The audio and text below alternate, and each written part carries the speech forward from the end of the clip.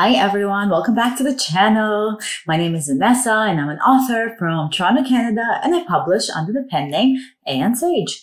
As you must have realized from the intro, I write a lot of mystery, a lot of magic, a lot of fantasy, all that kind of spooky paranormal stuff. I write in various genres and I have been both indie published and traditionally published. And so on this channel, I try to share pretty much everything that I learned along the way and everything I continue to learn because, you know, the art of publishing and writing, there's constant changes and something new coming out every time.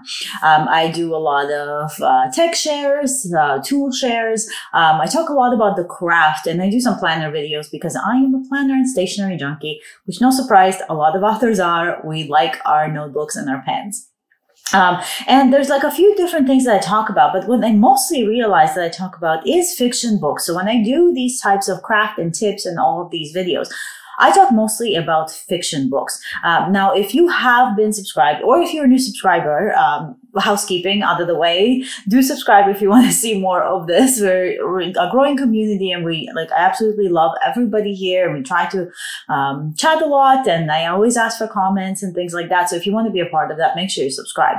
But if you have been subscribed, thank you, welcome back. You must have noticed that I talk a lot about fiction. And for the most part, it's because I write a lot of fiction. But I also coach nonfiction. I am a book coach and a large majority of my clients actually write mainly nonfiction. I do find those of the nonfiction authors require coaches a little bit more, whereas fiction authors require more like developmental editing and things like that. So I do coach a lot of nonfiction authors.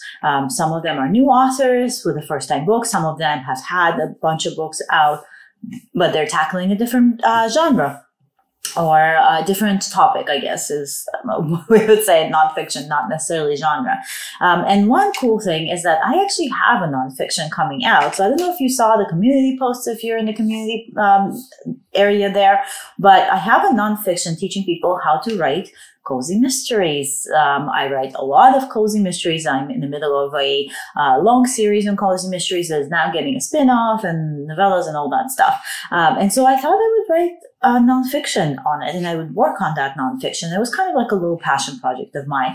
And that's coming out June 4th. I'll put the pre-order link in the description if you want to go ahead and support it. It's going to be wide on all the different platforms. So it's not just on Amazon. And there's actually a pre-order for a paperback out as well right now. I really love the cover. It's very cute. It's this right here. So I'm pretty excited about it.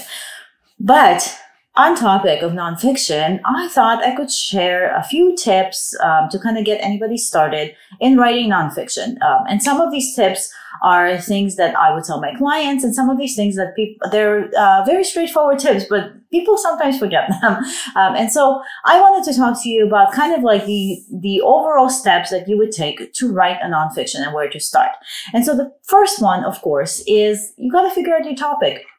When you're picking your topic, try to think of something that you're really passionate about.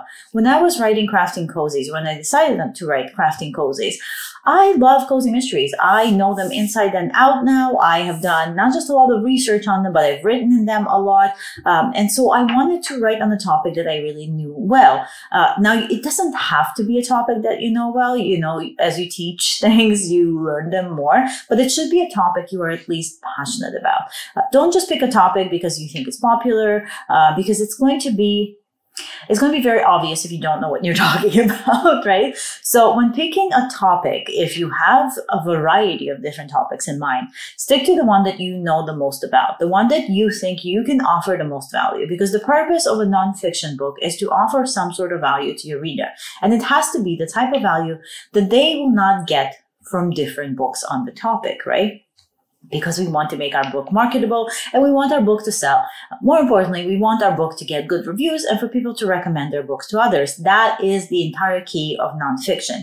Unlike a fiction book where you can kind of work more on your backlist and add more things to the series, you can still have a series in nonfiction. But the nonfiction really sells from word of mouth. That is the best kind of marketing that you will get, at least from my experience. You can put ads to it, and that's very helpful. If you have courses you teach and the book is kind of an addition, that's also very helpful and it's great marketing. But if you don't have any of these things, word of mouth is where your marketing will live. It's kind of, it's going to be your main push forward. And so you want to pick a topic that you know a lot about because it will show in the final product, whether you know what you're talking about or not.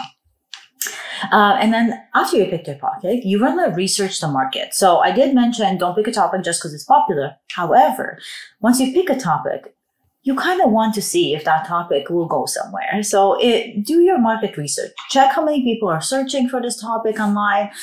Check to see how many books on this topic there already are. Is the market oversaturated? Is there not enough, but people aren't asking for it? And so these are the two reasons you might want to stick to a different topic. The sweet spot that I find when you're doing market research is you want a topic that you know a lot about or are passionate about. And a topic that doesn't have like 1,000 different books already out there teaching people how to do it, because unless you have some revolutionary new thing that you're going to provide, chances are everything that you can offer is already out there and being offered by somebody else. And you want a topic that people are searching for. So you want a topic that doesn't have too many books out there, maybe 10 to 20 books or so. If it's less, it's even better. But something along those lines. And you want a topic that is constantly getting searched for. So when you go on places like Amazon, like Kobo, Google, try to do your search like research. There's different SEO tools you can use. You can use a keyword search tools specifically for books. There's all these different types of tools that you can use, but make sure that there is enough consistency in the searches that people are looking for this topic and they need information on it. When I decided to write Crafting Cozies, for me, it was because a lot of people, especially on this channel and my social media, they were all constantly asking me on advice on how to write cozies, what should I do? And I was always in different groups helping other authors on how to write cozies. I ghostwrite for cozy mystery authors. And so it made sense to me because I could see that people were wanting more information on how to write a cozy and specific information that I could offer that maybe is not out there or maybe there's not so much out there. I've also noticed that a lot of the craft books on cozy mysteries have been written either like a little while back, or a lot of them are leaning into topics that are not topics I'd like to discuss. And so there was like a little opening in the niche of this topic. And that's kind of why I decided to go for it, because there's like a lot of other things that I could have written about. But this was important to me as my first nonfiction book, for it to be a topic that I loved, knew a lot about, and that people wanted to hear about. So you have your topic. It works. People want it. And you feel comfortable writing about it. What do you do next? Well, simple answer, you outline. There is no way that I have seen that a nonfiction works without an outline, unfortunately. Now, in a fiction book, being a pantser works really, really well because you surprise yourself, you surprise in your writing, and then the reader is surprised. In a nonfiction book, if you surprise yourself, you're going to find yourself in a spot that doesn't make a lot of sense. You want an outline. It's the same as working on essays for back in school that we had to do. You had an outline, you had a structure, because otherwise it's word jargon. And we're going to talk about that later in this video, but you don't want word jargon. Everything has to be concrete and concise. And so your outline is your best friend. The outline will help you figure out not just the way your book will flow, but if it makes sense to telling the story of a nonfiction, because telling the story of a nonfiction is very different from telling a story in a fiction book. There's no character arcs. There's no overarching plot. There is just elements of the topic that you need to discuss. So if you go onto Amazon or Kobo, any of these places, and you look at the outline of my book that's coming out, Crafting Cozies, you'll see that there's a specific way that I have gone through. And you can look at this just in the table of contents. You don't have to obviously buy the book to look at this, but you can look in the preview section and you'll see a table of contents there. But the first thing I talked about is the genre, because I needed to explain the genre further and what it was. Then I talked about the reader, which again, it's not something that a lot of cozy mystery books I found talk about, is the specific reader that you will be writing to. When you're doing your market research for your own nonfiction, maybe think about your reader there as well. Then I started to talk about the characters, and I talked about the setting, and then I talked about the plot, and that was the bulk of it. Then from there, I moved on to different technical things of like writing style and editing, things like that, right? And so there was like a flow that I've developed, and the flow was that how I would structure my own books when I'm writing them. So the first thing I think about always is the characters. Then I always think about the setting, and then I think about the plot. And from there, I move into different types of things. And so I wanted to structure the book in the same way that I would structure my own outlining of my books and working on my books when I sit down and write the first book. And I wanted that to reflect in the story of the nonfiction that I'm writing. For your topic, it could be something different. You might be teaching something about business. And so you want to talk about like the 5 different elements of business that are important. You might be teaching people how to create online courses. And so you want to start from start to finish of creating a course. But think of an outline and think of a way that you want to work this.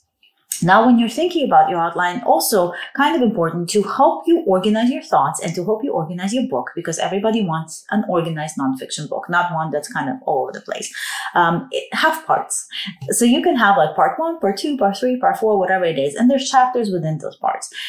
Make sure you have introductions to your parts and an introduction to your main book and the conclusion to your book. So these certain elements of nonfiction books are very important to be there. Your introduction is important. Your conclusion is important. If you have these parts that I just mentioned, it is important to have some sort of intro to those parts.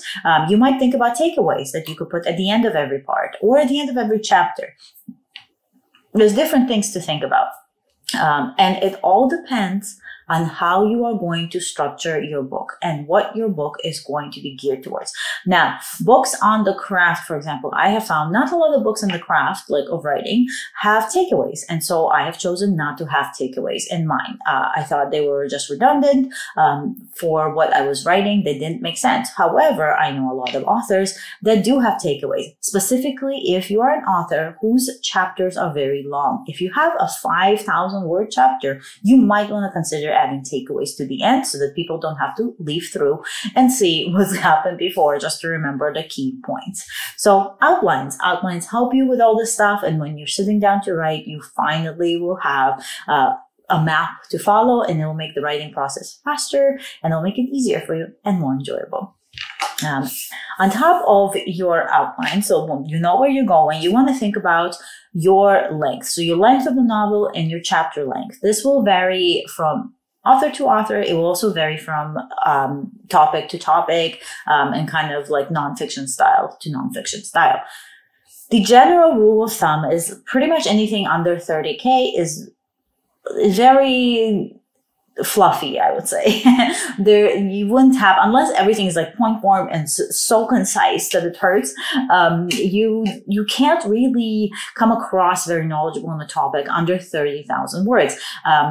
Craft books are on the thinner side, and writing craft books, not crafting books, but writing craft books, for example, are on the lower word count side because they are very specific, and a lot of them have something to do with beats or templates or just like specific information that doesn't require a lot of wording.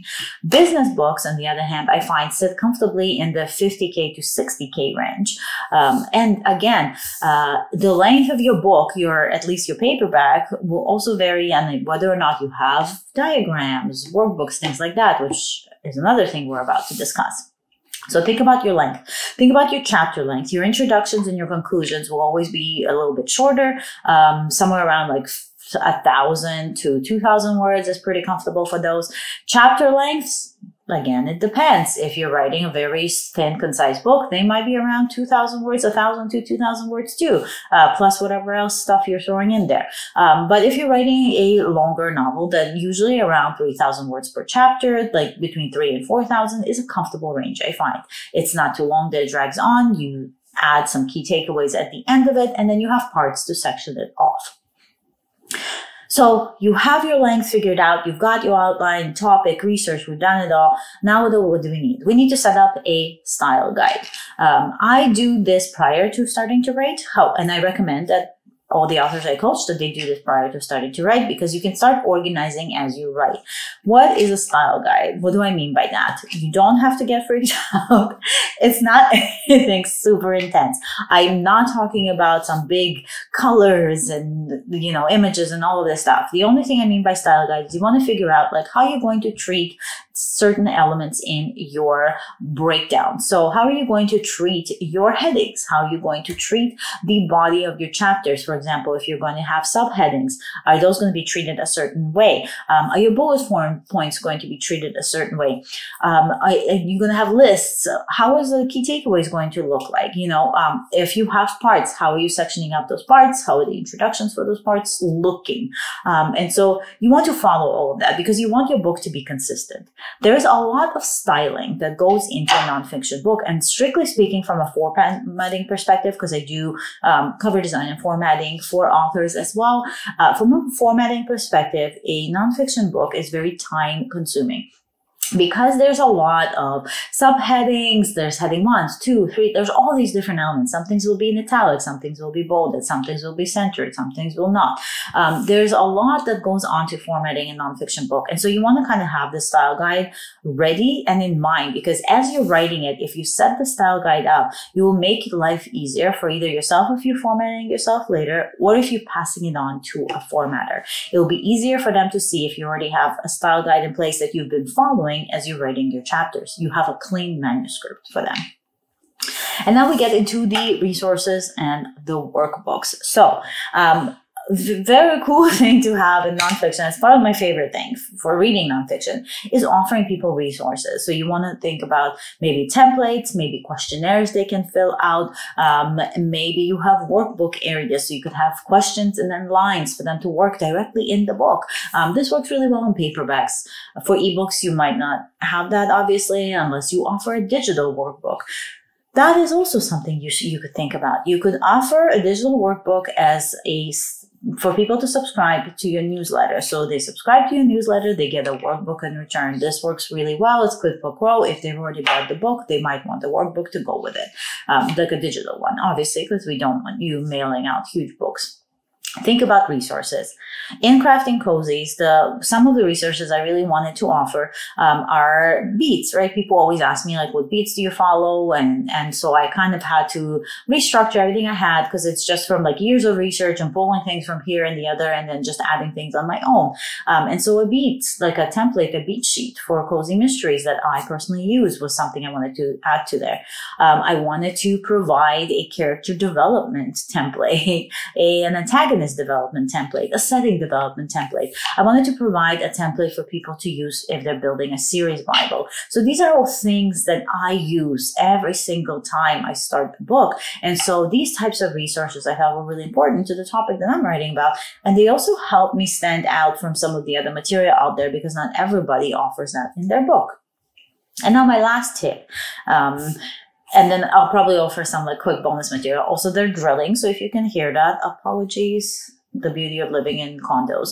But my last tip is don't overwrite. I've talked about fluffy books at the beginning. You don't want a fluffy nonfiction book. Nonfiction is not fiction. We don't need to add like descriptions and prose and all of this. Your writing should be very good.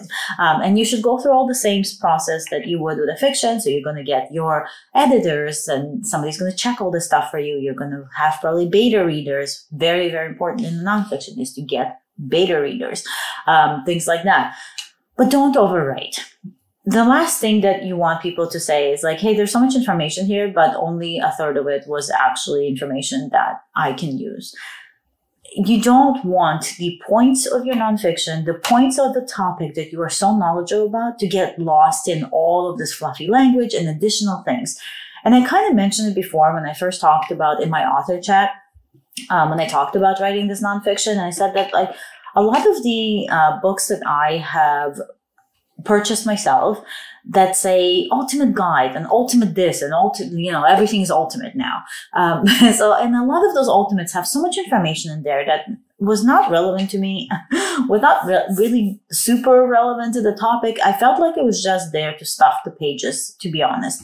And that to me feels icky for some reason. I'm not a fan of that. I would skip through some stuff that I didn't need. And so try to write on the topic without adding things in there. Don't worry about page count. Don't worry about word count at the beginning. You can always add that information in a way that is relevant.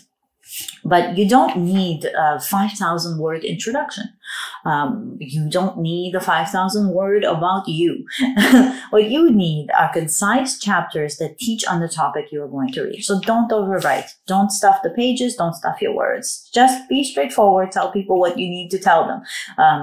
You have your author voice and write it in a way that is fun. Humor is really good. Personalizing books, writing in a language that is personal. That's another bonus tip. Write in a language that is personal to the reader. Some way to connect to them. Tell certain stories. Tell personal stories. Tell anecdotes. Don't tell an anecdote or a personal story that spans, 15 pages. We don't need that. We just need something that is important to the topic you were discussing. So if you are talking about public speaking, for example, you're teaching the topic or the chapter about public speaking. Let's say you're talking about public speaking on your business or just public speaking in general. And you want to write an anecdote or story when you had to do some public speaking and something funny that happened. That doesn't have to be an entire chapter of itself. It could be just a couple paragraphs, maybe even just one paragraph, because the key point to this chapter would be to teach the reader how to speak publicly. It's not to tell them a story like you were their best friend and you're hanging out in a bar after work. You are teaching them something. And so always keep that in mind. What are they learning? If I'm adding something in, what is the reader learning from that? Do not overwrite. Now, some of the bonus content, and this, I didn't do slides or anything for that, but basically some of the things to think about. You want to have beta readers, obviously, people who will read this before you put it on the public and tell you if you're missing something, if this worked for them, if something didn't work for them. You want to think about an ARC team. I am collecting emails for ARC teams for people right now. These are people that will read and review. Treat it the same way you would treat a fiction book, but market it slightly differently. The newsletter sign up. So those are important as well. And I have talked about providing resources and workbooks in exchange for emails and things like that. Start building word of mouth. Start talking about it. It might be uncomfortable and it's weird. And one thing I will say is that when you're writing a nonfiction, imposter syndrome will be so intense, maybe even more so intense than when you're writing a fiction book. For me, like, the imposter syndrome is always there. I'm always thinking, like, do people really need to hear from me? What do I have to say? I mean, sure, cozy mysteries, I write a lot of it. I know a lot about the topic. What if people don't like this book? What if they think it's lame? What if the way I write, like, I write books, when I write nonfiction, it's very different from my fiction books. It's much more professional sounding. So what if people don't like that sound? It's not me to write it in a different way, because that's just how I've developed my nonfiction writing style. And so what if people don't like that? What if somebody already covered a whole bunch of stuff on a blog post, say, So imposter syndrome will always be there. It is normal. It is natural. Do not let it stop you. Write your book. If you pick the topic that you care about, then you need to talk about it. I say the same thing to people who are writing fiction. It doesn't matter how many other stories that are there. Write your book the way you want to write it. So don't let imposter syndrome get you down. But I think that's pretty much all I have as like a general tips and advice on writing nonfiction. If I have missed anything, or if you want me to talk about anything specifically when it comes to nonfiction, then make sure that you leave a comment, as always. Also, if you're looking for a book coach for nonfiction, then hit me up, because right now I do have a full roster of clients, but I always leave a couple of spaces here and there. So it might not start right away, but I will try to make some sort of space somewhere for you if you are in a hurry. So message me, nssage.com. It's my full name. It's not my ANSage. That's strictly for my fiction books, but nssage.com. That's also where the Cozy Mystery craft book is going to live, and all my other craft books, which I will have in the future. Probably next year, we're going to add 1 or 2 more. I digress. But anyways, leave me a comment if you want to hear about anything else. So hopefully you found this useful. If you are working on your own nonfiction, I would love to hear about it. So mention that below as well. And as always, I hope you stay magical, and I will see you next week for another video. Bye!